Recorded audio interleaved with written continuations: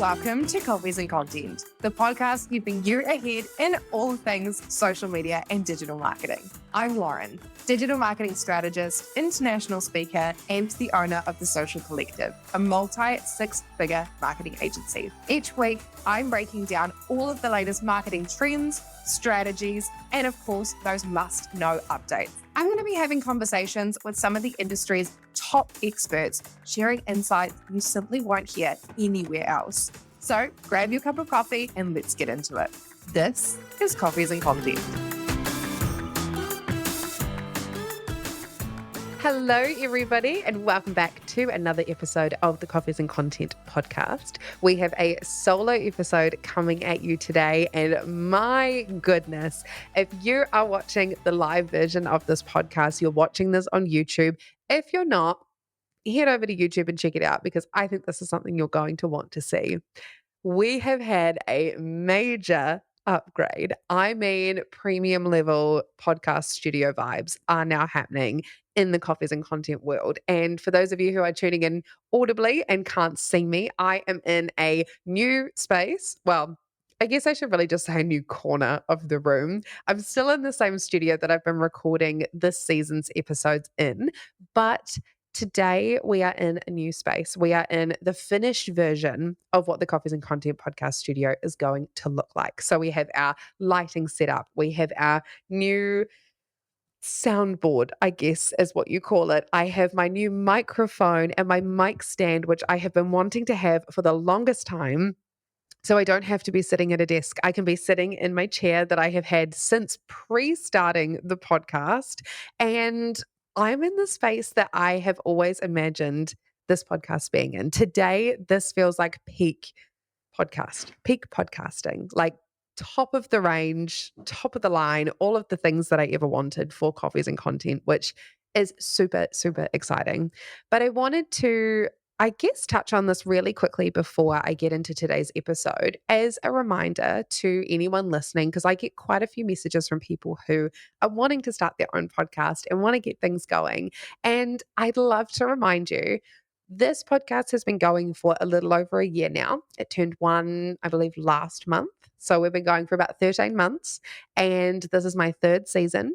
And when I very first started this podcast, I was recording with a microphone. I had a little pair of like Apple headphones that I wore in my ears, and I recorded with no video, with really garbage audio until my amazing editor, shout out to Lara, was able to fix it for me. I edited the first episode on my own, and then I realized it was very much not in my realm of skill set to edit podcasts. And I recorded it in my spare bedroom at home. And now today, fast forward, we have managed to convert one of the rooms at the Social Collective office into an official studio, which I'm beyond blessed to be able to do because my vision for this was always to have my own studio instead of having to go and rent and book other studio spaces. I wanted to make sure that I had somewhere that I could go anytime I wanted, anytime I felt inspired to record an episode. Today, I'm actually recording this episode on Good Friday, so I don't have to worry too much about client work today. And instead, it is just a day dedicated to podcasting. And the reason that I mention this is because I know it can feel daunting when it comes to starting something new, whether that's a podcast or putting yourself out there on social media, whatever that might look like for you. And I really want to remind you that everyone starts somewhere. One of the big things I had to deliberate when I started the podcast was essentially, in a nutshell, it was how much money did I want to sink into this? And I had no idea what the podcast was going to look like when I first launched it. I didn't know if people were going to listen. I didn't know if it was going to be of interest to people. I had my newsletter that was kind of my sort of training ground and testing to see if this was a topic of conversation that people wanted to hear and wanted to hear about from myself. But when it came to launching the podcast, I'd never done anything like that before. And I took a bit of a gamble, and we started this podcast, and I'm incredibly grateful because it has hit number one in the New Zealand marketing charts multiple times for all 3 seasons, which I'm very blessed for.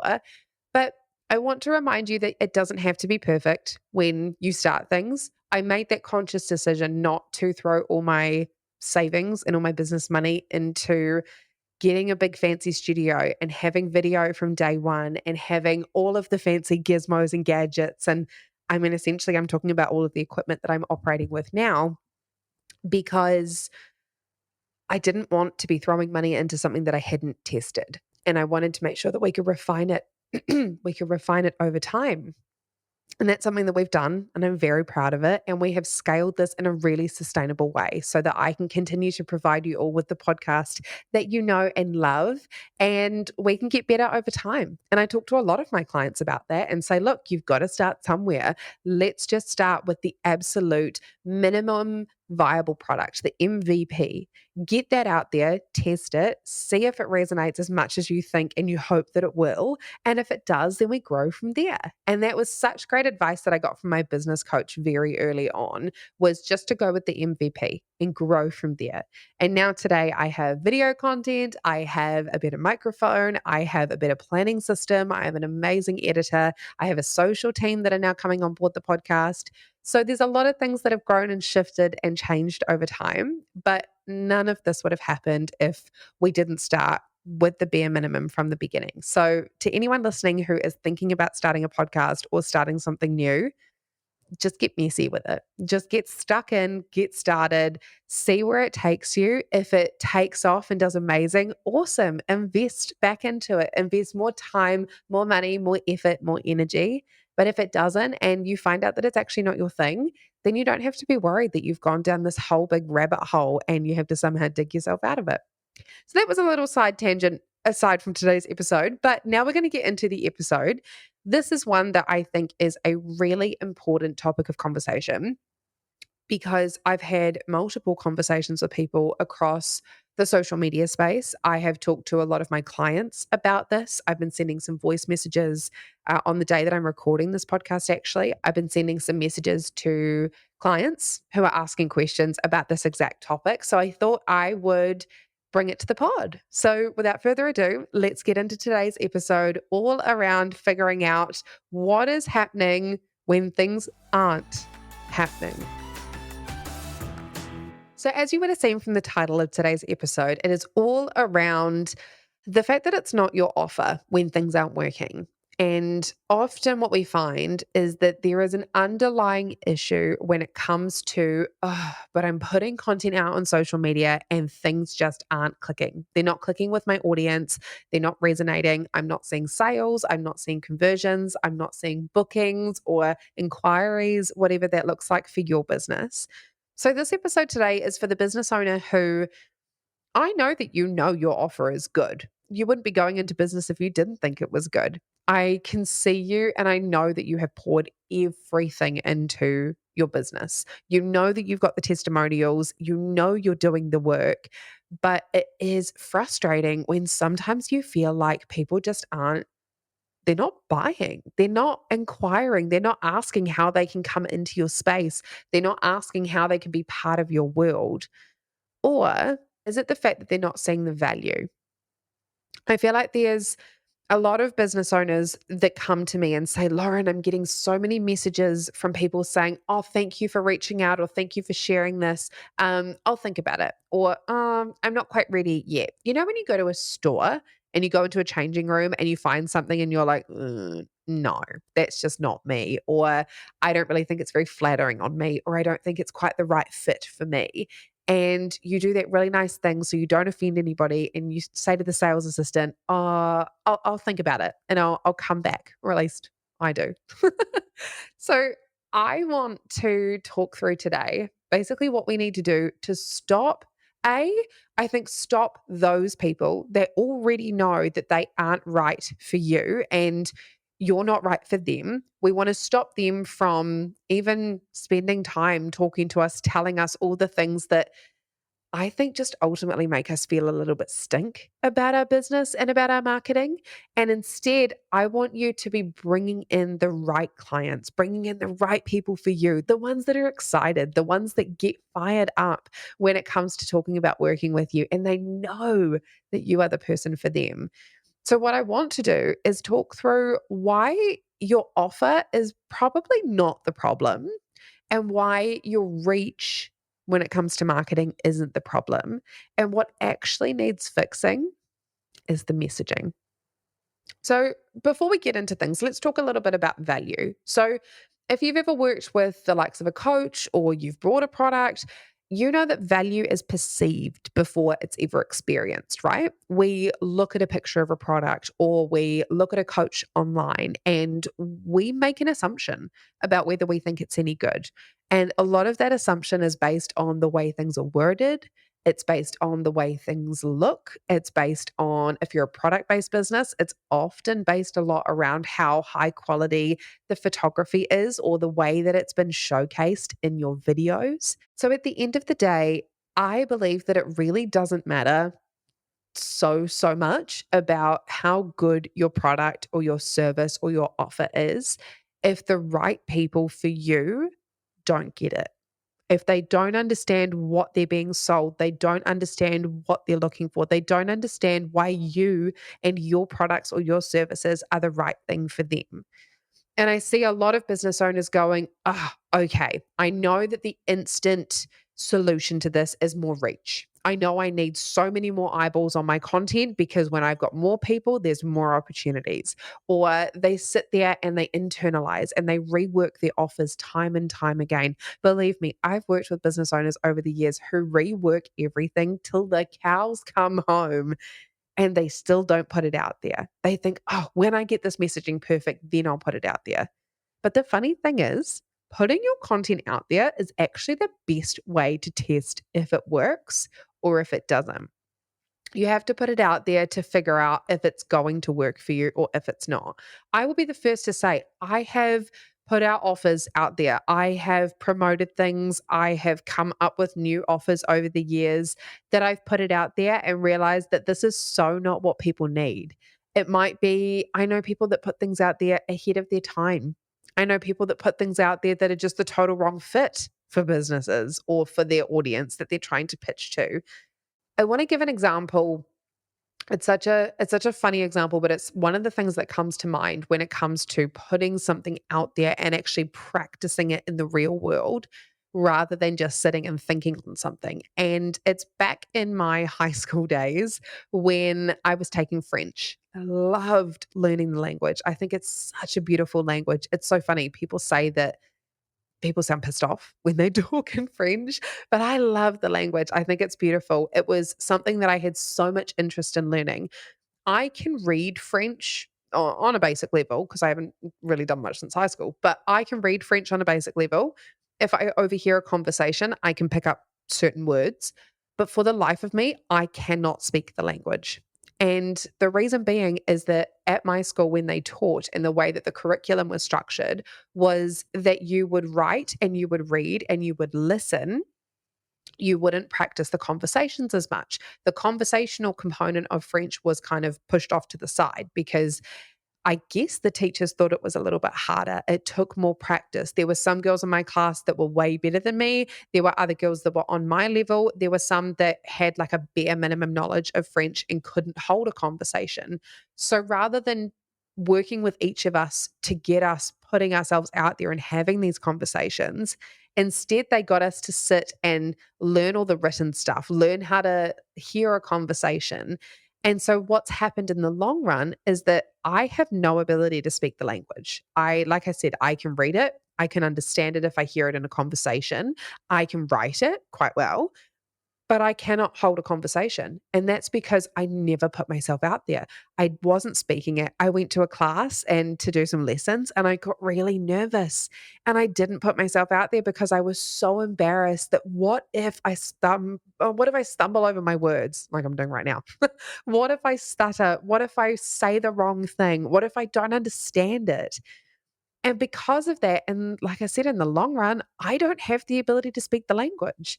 And it's the exact same thing with you when it comes to putting your work out on social media. You can refine your posts again and again and again, but just because you're doing it in the comfort of your own computer, if you're not putting it out there, you're not giving yourself the opportunity to learn.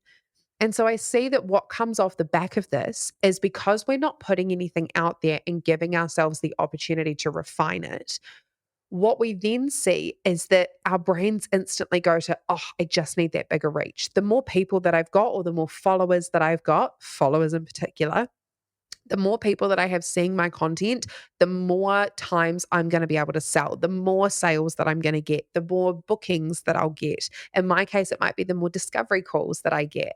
But I'd like you to think about the fact that what would happen for you if 10% of your entire audience, so go look at your followers, if 10% of those people booked a call with you or booked a service of yours or purchased a product that you have, what would that do for you?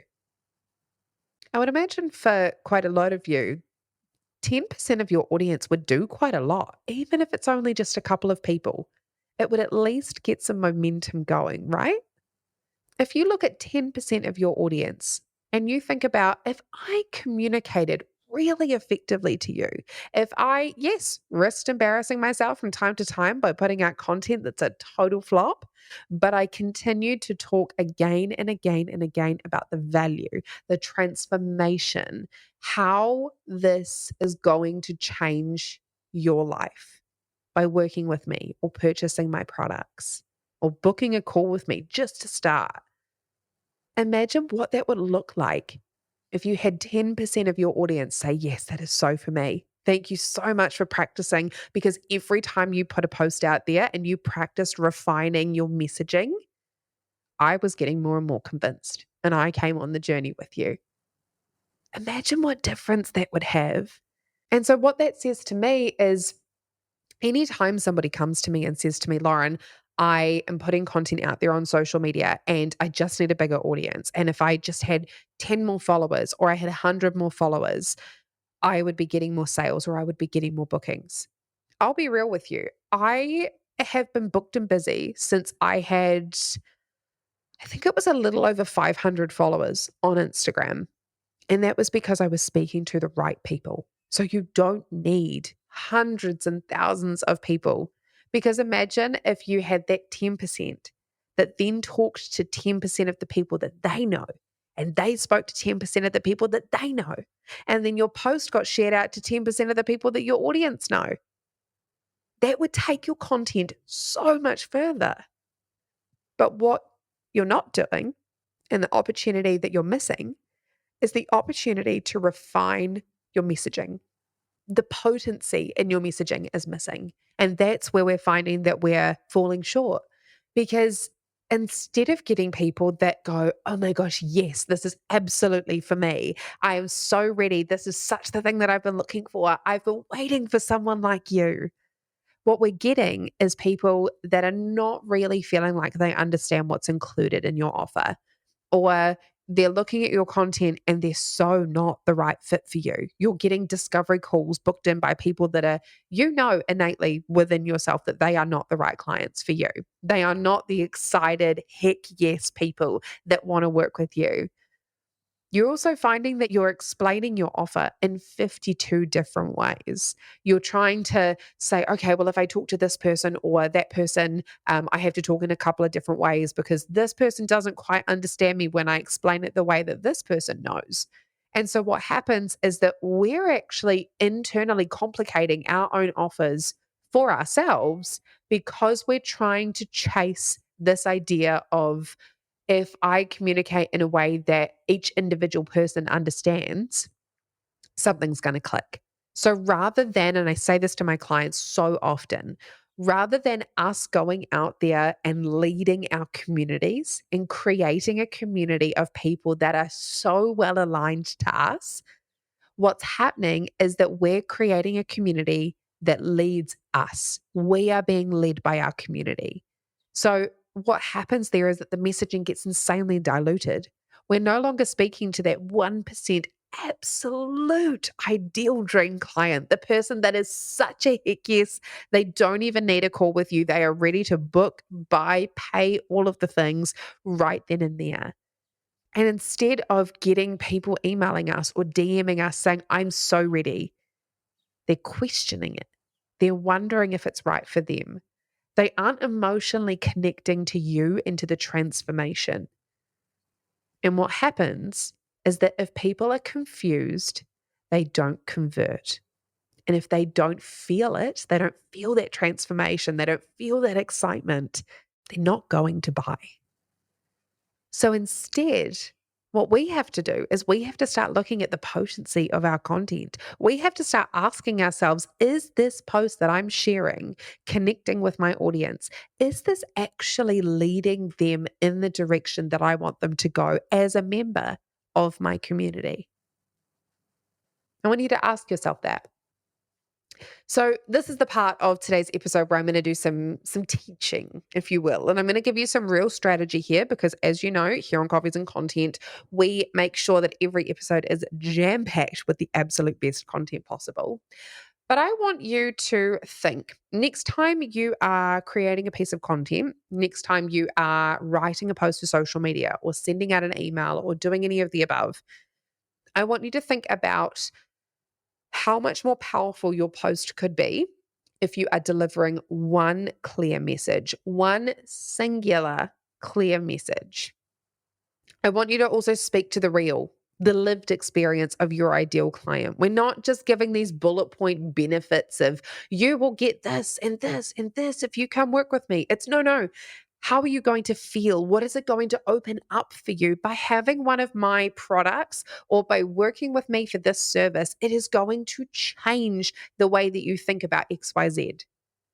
I really want you to focus on anchoring in your offer around the emotion and around the outcome. We need to sell that transformation. We're not here to be talking about the coulda, shoulda, wouldas.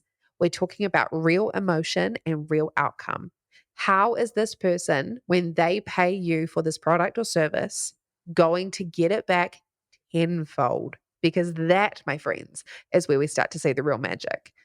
I really want you to make your ideal client feel like you have literally climbed inside their brain. I know, it sounds weird. I want you to make them feel like you have climbed inside their brain and you are like, I see everything going on here, girlfriend.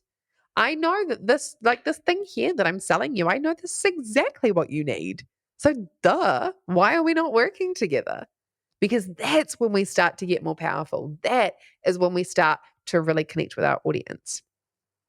Because what happens is messaging wise and Instagram post wise, your audience aren't going to remember every single word that you say in social media content. They aren't going to remember every single word that you say when you put a post up or send out an email.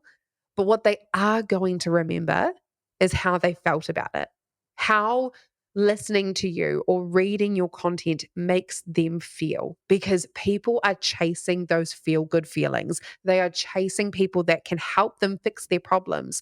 They are chasing finding people that are really going to help them move the needle forward in whatever area that looks like for them. So here's my homework for you. After listening to today's episode, and you might want to double back on certain parts of it, but what I would like you to do is I want you to go through your last 3 posts that you posted when you've talked about your offer. First of all, I want you to look at, have you been talking about your offer? Because if you're just posting content for the sake of posting it and you're not talking about what it is that you offer, first of all, that is the focus for you. But if you are noticing that you're talking about the things that you offer, I want you to ask yourself a few simple questions. I want you to think about, was it clear? I encourage my clients to do this, and I do this with all of our posts, is you write it, you read it back before you've posted it, and you ask yourself, if I knew nothing about this person, this business, this offer, this service, whatever it is, if I knew nothing, would I understand enough? Was it clear? Did it feel emotionally driven? How am I supposed to feel? What emotion is it supposed to evoke for me?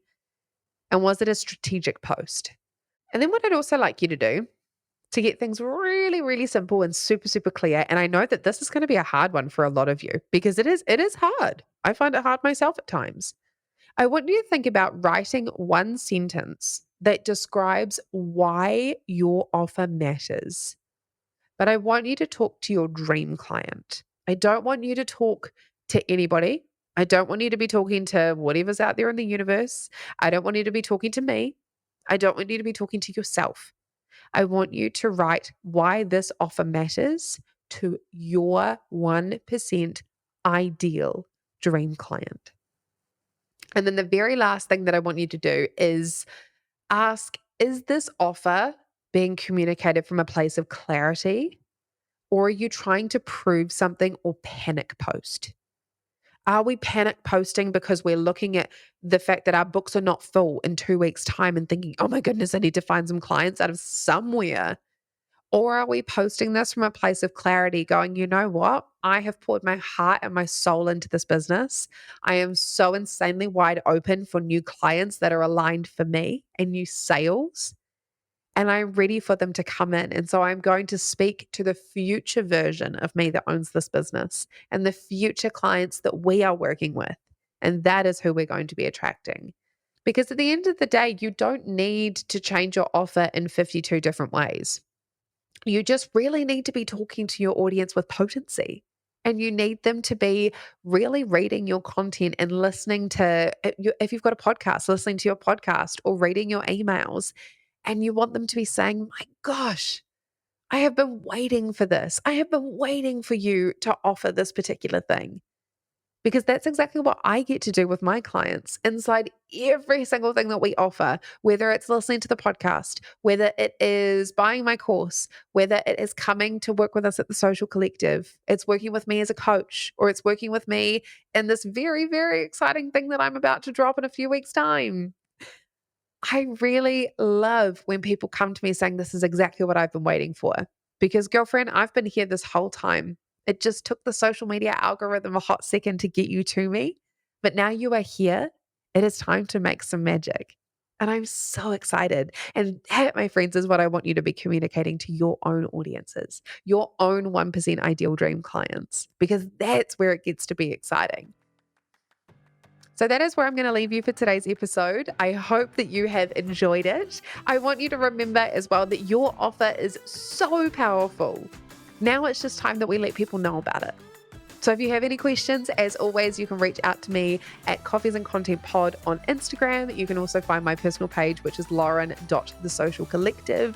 I will be back same time, same place next week with another very exciting episode as always. But to those of you who tuned into today's episode, thank you for joining me in the new podcast setup. I hope you have enjoyed the episode. I am so excited for what's to come. There are going to be so many amazing things, and keep an eye out for what happens on social media, because I think that I have something coming that is going to really, honestly, it's going to change your life.